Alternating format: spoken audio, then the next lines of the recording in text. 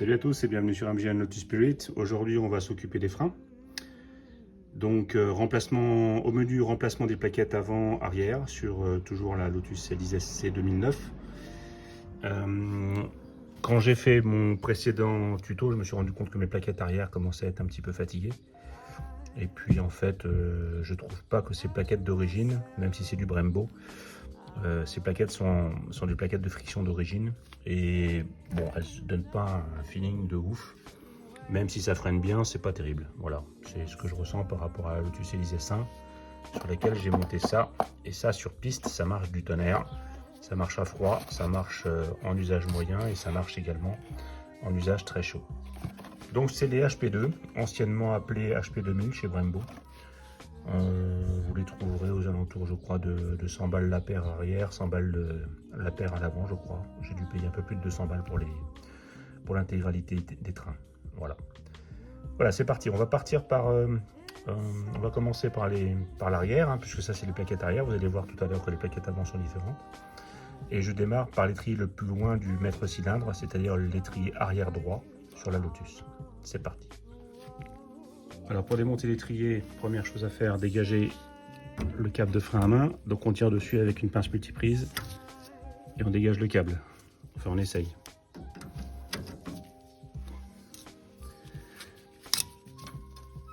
Voilà. Donc là vous voyez le câble est désengagé. Le mécanisme de frein à main n'est plus serré à fond. La deuxième chose à faire, desserrer la vis de 17 en haut, puis ensuite dégager la clé 6 pans, la vis 6 pans qui est en bas. Je ne me rappelle plus quelle est l'empreinte à utiliser. Ben voilà, donc c'est cette empreinte là qu'il faut utiliser. Je vais directement la mettre dedans, comme ça j'aurai plus besoin de la chercher. Voilà, ça doit sortir facilement. Alors, où la vis sort, où la vis et la cale sort également. Hein, puisqu'il y a une espèce de cale qui va, plus exactement pas une cale, mais un axe en fait qui est à l'intérieur. Ouais, je le sens, là il est encore dedans, il est resté dedans, c'est pas grave, vous pouvez le laisser dedans. En fait, c'est l'axe dans lequel cette vis rentre. Hein. C'est une entretoise. Ensuite, on va desserrer en haut, clé de 17.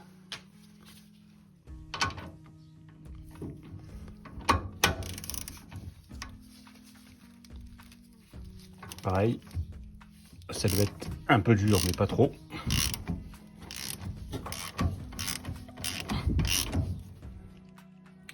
Avant de dégager la vis de 17 en haut, on va faire sauter la graffe. Donc là, petite goupille d'un petit diamètre. Bon, des fois il faut taper un peu dessus pour que...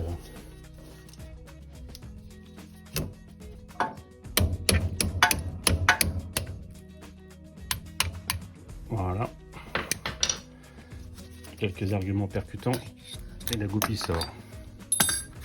Vous vous retrouvez avec une goupille, voilà, et le ressort. Voilà, maintenant vous pouvez dégager la vis de derrière.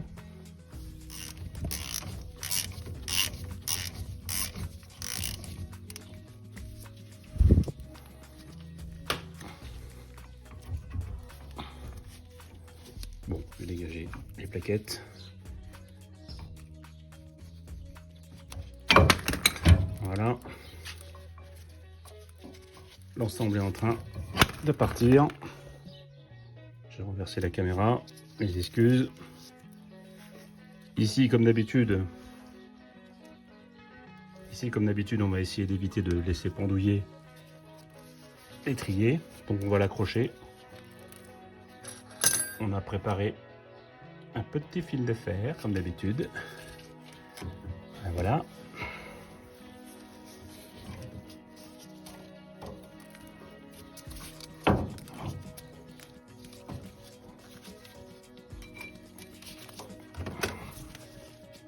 Voilà. L'étrier est déposé. Vous pouvez le laisser pendouiller dans un coin. Voilà, l'étrier est déposé. Donc là, ce qu'on peut faire, c'est vérifier, en profiter pour vérifier le graissage, vous voyez, de cette entretoise dont je vous parlais tout à l'heure, dans laquelle est insérée la vis du bas. Donc je vais l'enlever, je vais la regresser un peu. Je vais nettoyer l'intégralité de l'étrier, puis on va procéder au remontage avec des plaquettes neuves. Alors après un rapide nettoyage de l'étrier et puis un regraissage de l'axe ici et de celui-là, il faut procéder au repoussage en fait du piston. Là, il va falloir repousser au fond le piston. Pourquoi? Parce que évidemment les nouvelles plaquettes vont prendre plus de place que les anciennes puisqu'elles ont plus de garniture. Donc il faut repousser le piston. Donc vous trouvez un repousse piston comme ça dans n'importe quel centre auto, hein, ça doit valoir une vingtaine d'euros. Et puis vous vissez. Voilà. Donc là vous continuez à repousser le piston avec ça. Alors, voilà. Éventuellement c'est pas le cas, vous pouvez sans la pièce d'appui, vous pouvez vérifier. Vous remettez les deux tétons à l'intérieur des deux trous.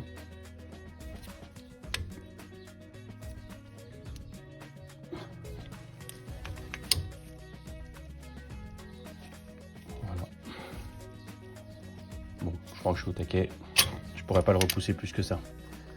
Donc faites attention dans cette procédure à ne pas blesser le soufflet, hein, sinon c'est le cache-poussière en fait du piston. Si vous l'abîmez, vous allez faire rentrer des impuretés dans le système et faire user prématurément le piston.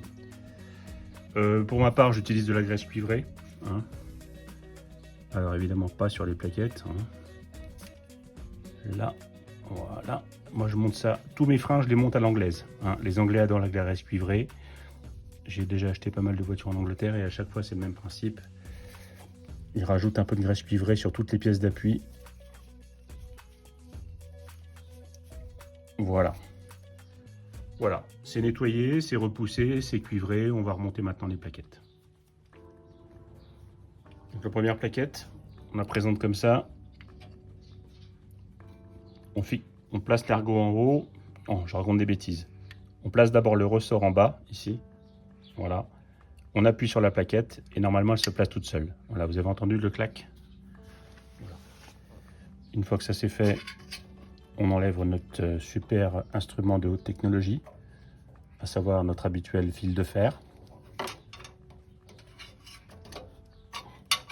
qui nous a permis de suspendre l'étrier tranquillement pour pouvoir le nettoyer.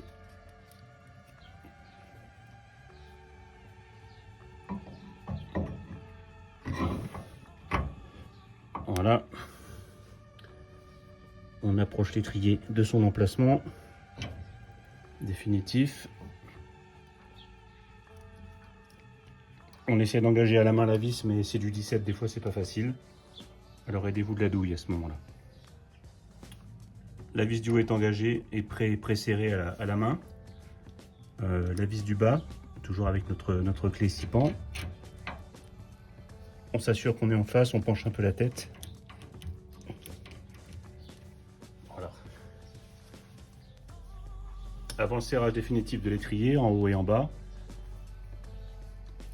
on s'assure que l'ensemble bouge normalement, vous voyez, il se déplace latéralement sans difficulté, sans point dur.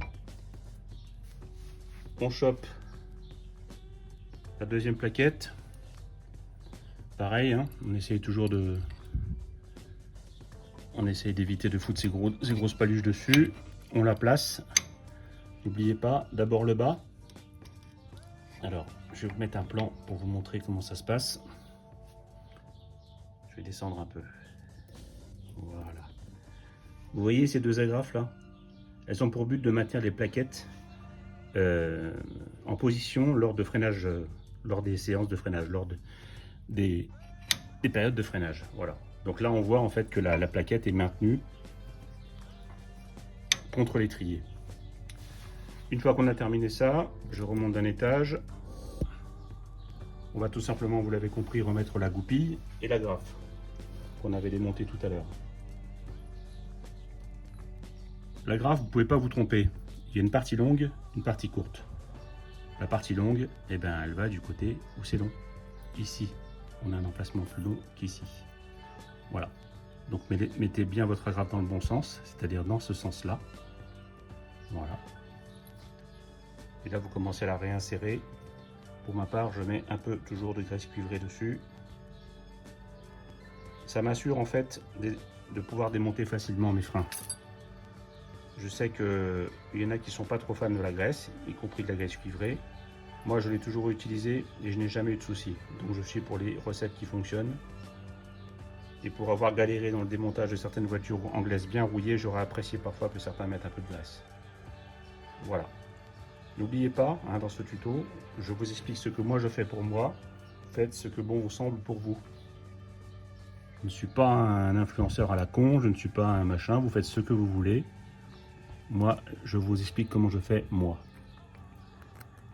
Voilà, donc là on va insérer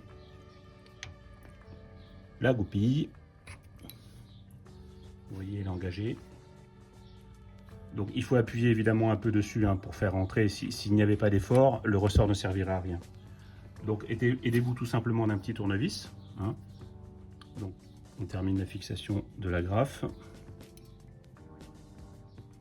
Donc on repousse avec un tournevis de façon à ce que la graffe rentre dans le trou en fait hein, de la goupille.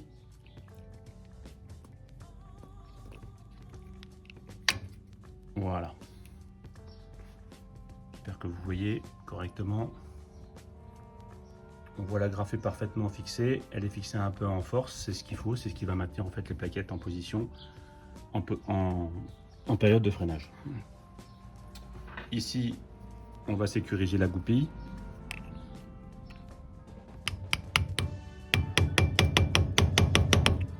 Inutile de forcer, ça sert à rien. Il n'y a pas d'effort latéral sur cette goupille. Donc c'est pas la peine d'essayer de la fixer plus qu'elle ne l'est. Voilà, le montage de l'étrier est terminé. Je vais maintenant procéder au serrage en haut. Alors les couples de serrage, j'essaierai de vous les mettre dans le commentaire de la vidéo. Ils sont pas très élevés je crois. Voilà, donc là je commence par en haut.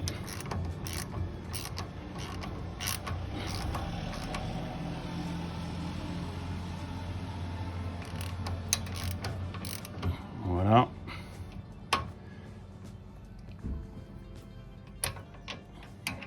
Je passe en bas sur la clé 6 pans. Alors n'oubliez pas qu'avec une grosse clé comme ça, vous avez vu la taille de la vis n'est pas phénoménale. Donc allez-y mollo sur le couple. Hein. À la rigueur, si vous avez une clé un petit peu plus petite, ça fera l'affaire. Surtout si vos freins ont déjà été démontés. Ce dont je doute chez moi sur celle-là.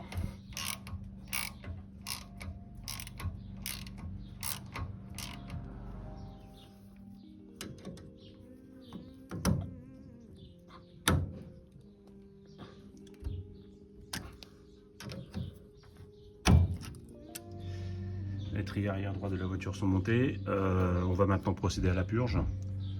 En fait, on va chasser tout le mauvais liquide de frein qui se trouve entre le piston qui est ici et le maître cylindre qui se trouve sous le capot avant. Allez, c'est parti. Alors, virer des plaquettes et remettre les nouvelles, c'est facile. C'est bien, mais il vaut mieux procéder en même temps à une purge, surtout si le liquide est ancien. Donc là, vous pouvez voir, je suis en train de faire un prélèvement de l'ancien liquide avec une seringue. Bon, ben, on voit que le liquide n'a plus sa couleur d'origine. Hein. Je vous rappelle qu'il est translucide normalement. Voilà. Donc là, on a du chocolat, du Coca-Cola, appelez ça comme vous voulez. Ça fait 15 ans qu'il est dans la voiture, donc je pense qu'il est temps de le changer. Donc, vous avez compris, il vous faut une seringue, de préférence une seringue si vous voulez faire une purge facile. Alors, la première étape de la purge consiste à vider au maximum ce qu'il y a dans le bocal en vieux liquide. Donc là, il faut essayer de faire en sorte de vidanger tout en laissant au fond pour éviter que le circuit soit pollué par des bulles d'air. Voilà. Donc là, je vais enlever le maximum de liquide. Ensuite, je vais connecter un outil qui s'appelle EasyBlade et qui me permet en fait de purger l'étrier de frein tout seul. Vous savez, normalement, on l'a tous fait, je pense, d'avoir quelqu'un qui est au volant, qui appuie sur la pédale, qui relâche, etc. Bon, bah, cet outil-là vous permet en fait de faire la purge tout seul. Je vais vous expliquer tout ça. Alors, depuis quelques années maintenant, j'utilise l'EasyBlade hein, pour m'aider dans mes purges. Alors, deux façons de l'utiliser. Ou vous le remplissez de liquide de frein, de façon à ce que vous ayez une alimentation continue en fait du bocal. Ou vous faites comme moi, c'est-à-dire que vous l'utilisez juste comme instrument de poussée pneumatique qui va permettre de faire une purge sans bulle dans le système. Il faut à ce moment-là juste s'assurer qu'il y a toujours du liquide dedans. Moi je préfère faire comme ça parce que je ne sais jamais quelle quantité il faut mettre dans le flacon. Et comme je n'ai pas trop envie de le remplir, de le vider, etc., pour ne pas abîmer le produit, je fais comme ça. Donc je l'utilise juste comme outil de poussée pneumatique. Alors le pneu est gonflé à 1,2 bar. Mais essayez de ne pas augmenter cette pression. 1,2 bar pour un Easy Blade, c'est déjà pas mal. Voilà. Donc là, en fait, on fait rentrer de l'air sous pression dans le système de frein. Alors je vous retrouve au niveau de l'étrier. Donc une clé de 11 connectée sur la sortie de l'étrier, sur la vis de purge. Ici, un petit tuyau caoutchouc qui tourne dans un bocal de jus d'orange. C'est très important, il faut que ce soit du jus d'orange. Et ensuite, vous ouvrez. On va ouvrir tout simplement la vis de purge et on va voir ce qui se passe.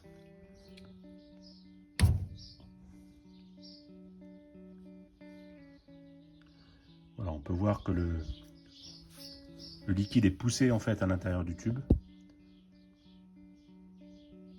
Et commence à couler maintenant. Voilà. Donc on va laisser couler comme ça pendant un petit moment. Tant que ça coule, ça veut tout simplement dire que l'ancien liquide est chassé. Et vous allez voir qu'au fur et à mesure, la couleur du liquide à l'intérieur du tuyau va changer. Il va passer de marron assez foncé à translucide en fait. On le voit surtout à la sortie du tuyau. Ensuite, on resserre ici, tout simplement, sans forcer, ne jamais forcer sur les vis de purge. Il n'y a pas d'effort sur une vis de purge. En fait, c'est un espèce de pointeau qui ferme en fait l'arrivée. Donc dès qu'il est fermé, il est fermé. C'est pas la peine de serrer. C'est pas la force de votre vis qui ferme le système. Alors j'ai fait couler suffisamment de liquide au niveau de la vis de purge. Donc maintenant je peux laisser mon dispositif puisque j'ai encore du liquide dans le bocal. Je vais juste déconnecter l'Easy Blade en attendant de faire un autre étrier. Voilà. Alors on entend l'air qui était dans le système qui ressort. Voilà, une fois que suffisamment de liquide a coulé au niveau de la vis de purge, on enlève le tuyau. On procède à un petit nettoyage autour de la vis de purge. Le liquide est corrosif, donc ne le laissez pas stagner, notamment sur les peintures, ça pourrait être fatal. Voilà. Une fois que c'est nettoyé, vous remettez un petit capuchon pour éviter que les saloperies rentrent dans la vis. Voilà, vous savez comment remplacer un étrier arrière en tout cas, et faire la purge qui suit pour le circuit qui le concerne. Je vais faire exactement la même chose sur le côté gauche de la voiture. Et ensuite, je vous expliquerai comment faire le remplacement des étriers à l'avant, ainsi que la purge qui va avec. A tout de suite. Alors on est maintenant à l'avant, on n'aura pas le système de frein à main à gérer. Bon là c'est encore plus simple, vous avez tout simplement un système de goupilles. On a donc deux petites goupilles à virer avec un petit tournevis qui enlève les deux grandes goupilles qui traversent ici l'étrier, voilà comme ça. Donc vous les éjectez vers l'extérieur, puisqu'elles sont enfilées dans ce sens-là. Voilà, une fois que vous avez fait ça, il faut donner un petit peu de jeu aux plaquettes. Donc vous mettez, j'ai utilisé un petit tournevis ici que j'ai enfoncé là. Voilà comme ça pour donner un peu de jeu aux plaquettes, pour le faire bouger ici et ici contre le disque. Pareil ici. Donc l'essentiel en fait c'est de désolidariser les plaquettes parce que malheureusement avec la poussière de frein elles ont tendance un petit peu à coller. Voilà. Donc la première plaquette est sortie, la voici. Donc on voit que les freins avant ont été changés. Par contre je ne sais absolument pas identifier cette marque. J'espère que de l'autre côté j'aurai de la marque.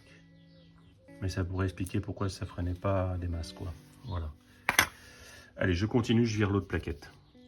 Bon voilà, j'ai les deux plaquettes qui sont sorties de l'étrier. Bon, moi je n'ai aucune marque connue, c'est du TX5, ça sent du 100% chinois. Ça pourrait expliquer pourquoi c'était pas très violent en freinage. Bon. Ça pourrait peut-être expliquer pourquoi elle ne s'use pas aussi peut-être. Alors je vais vérifier quand même qu'elle n'use pas le disque avant. Non, j'ai pas d'usure marquée.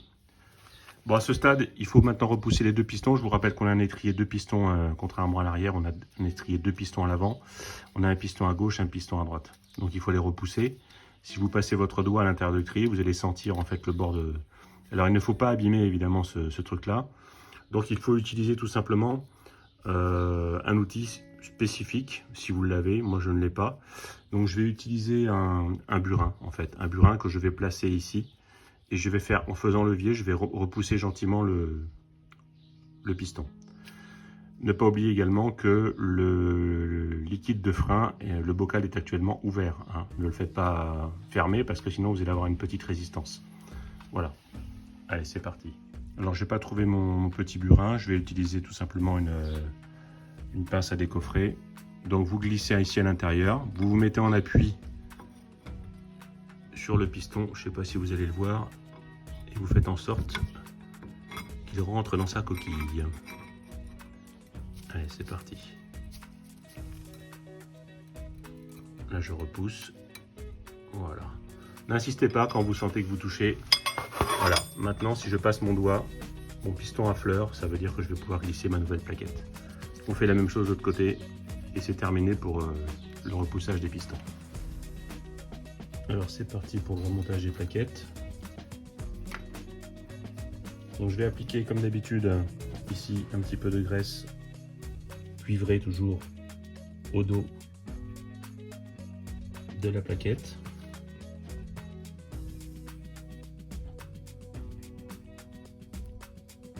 En fait c'est le piston qui est en contact avec cette partie là. Voilà. C'est pas la peine d'en mettre une tartine, vous en mettez un tout petit peu, ça suffit. Ensuite, je glisse la plaquette en faisant attention de ne pas mettre de graisse.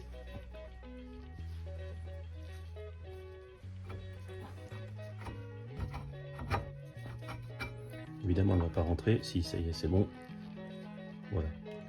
Vous la calez à peu près pour que les trous soient en face des trous des goupilles. Vous faites la même chose sur l'autre.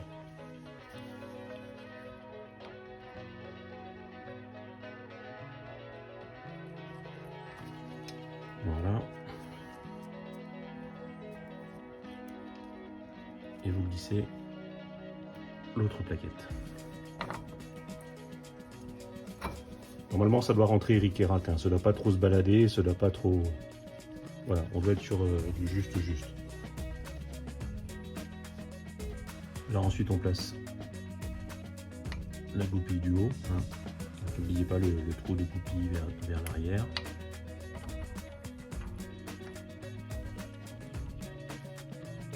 Voilà. On prend le ressort de plaque. On le place là où il doit être.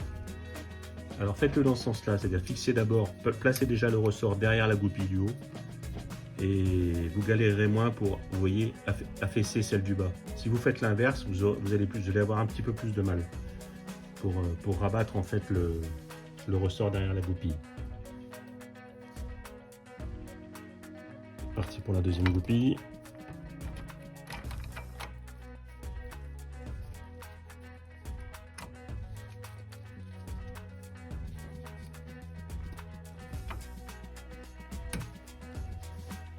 Voilà.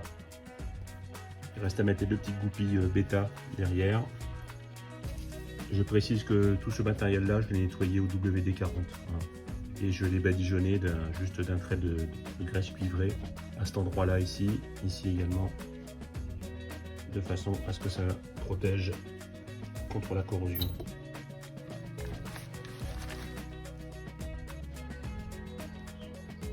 Achetez une goupille. Assurez-vous qu'elle soit bien enfoncée. Il n'y a pas beaucoup de place, donc voilà. On doit être sur la deuxième partie du bêta pour que ce soit bien, pour qu'elle tienne bien. C'est pareil avec celle du bas. Voilà. Voilà, vous savez changer les plaquettes avant sur une Motus Elise. Maintenant, je vais procéder à la purge. Donc, je vais faire comme d'habitude, c'est-à-dire que je vais mettre en pression mon système de freinage. Je vais ouvrir ici avec un tuyau et l'ancien liquide de frein va s'échapper par la vis de purge. Alors l'EasyBlade est en pression à 1,2 à 1,3 bar. Donc ici je vais ouvrir la vis de purge. Donc ne serrez pas, hein. Pensez à bien desserrer. Il vous faut une clé de 11. Et normalement, ouais, vous allez voir le liquide qui remonte, voilà, et qui part dans la bouteille. Donc là, je vais faire couler un moment, de façon à renouveler l'intégralité du liquide qui se trouve entre cet étrier et mon master vac. Alors, quand on a laissé couler suffisamment, on referme la vis, on resserre tout simplement. On resserre doucement, hein. C'est pas la peine de serrer comme un bourrin. On débranche, je sais pas si vous voyez bien, vous avez peut-être mal cadré mon truc. Je débranche ma durite. Voilà, la purge est terminée. Bon, il est temps de nous dire au revoir, le tuto touche à sa fin. On renouvelle ce qu'on vient de faire ici, l'autre côté, hein. Voilà, il n'y a rien de compliqué. Vous avez compris qu'il fallait simplement être méthodique, hein, donc pensez à mettre en pression l'EasyBlade avant d'ouvrir ici quand on fait sa purge. Pensez également à remettre le petit capuchon de purge qui va par-dessus, ça évite d'avoir des impuretés qui se mettent dedans et qui pourraient la boucher. Voilà, j'espère que ce tuto vous servira, éventuellement vous rafraîchira la mémoire si vous l'aviez déjà fait. J'avais déjà fait, je crois, un tuto sur le freinage sur la chaîne, mais j'avais envie de le refaire sur cette Lotus Elise. A bientôt pour une nouvelle aventure. Salut chat.